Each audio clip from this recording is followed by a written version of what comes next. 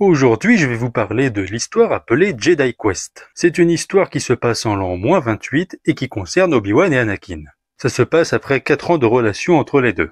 Et Anakin est prêt à construire son premier sabre laser. Obi-Wan et lui partent donc pour Ilum, la planète des cristaux Kyber. Anakin doit effectuer l'épreuve de la collecte, qui consiste à récupérer son cristal pour son sabre, mais comme beaucoup d'initiés, il aura une vision à l'intérieur de la grotte.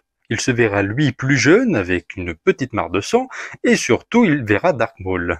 La vision du Sith le provoquera, l'incitera à l'attaquer, il l'affrontera dans sa vision, mais c'est qu'une vision, il se réveille et il a construit son sabre. Mais bien vite le Conseil Jedi les appelle, ils ont une nouvelle mission pour eux. Et c'est intéressant car ils rentrent sur Coruscant et vont dans la salle du Haut Conseil Jedi. Et c'est l'une des rares fois où on va voir le chancelier Palpatine être dans cette salle. Il fait partie de la réunion qui vise à donner une mission à Obi-Wan et Anakin. Le petit hic, c'est que cette mission implique des esclavagistes. Un esclavagiste du nom de Crane est en train de semer la terreur dans la galaxie.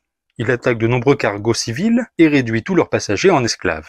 Obi-Wan au début refuse de faire participer son padawan à cette mission. Étant donné qu'Anakin est un ancien esclave et que ça ne fait que 4 ans qu'il ne l'est plus, ça pourrait avoir un affect sur lui. Mais Palpatine réussit à le persuader de l'amener. Leur mission était d'escorter un vaisseau transportant des colicoïdes, une espèce insectoïde de la galaxie.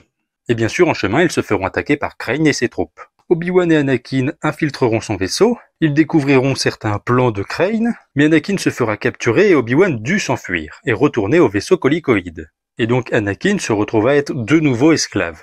Mais il avait de la chance, les Jedi avaient prévu quelque chose depuis longtemps. Une Jedi avait infiltré l'organisation de Crane depuis plus d'1 an. La Jedi Siritashi, qui est l'un des premiers amours d'Obi-Wan dans les romans. Elle prit soin d'Anakin, elle le fit placer à un poste pas trop dur, et Obi-Wan de son côté commença à mener son enquête. Il comprit que les colicoïdes avaient manigancé cette attaque, ils étaient en réalité en alliance avec Crane depuis longtemps. Il cherchait à créer un nouveau syndicat du crime spécialisé dans l'esclavagisme. Obi-Wan infiltrera les structures de Crane, mais dans le même temps, Siritashi avait été repéré et enfermé avec Anakin dans une cellule. Mais Anakin avait pris le temps de parler avec certains esclaves, a préparé une petite révolte dans son coin, tandis que Siritashi avait persuadé les gardes de n'attaquer aucun esclave en cas de révolte. Tout était bien goupillé pour s'en sortir. Siri et Anakin purent s'enfuir de leur cellule, mais malheureusement Anakin se retrouva face à Crane.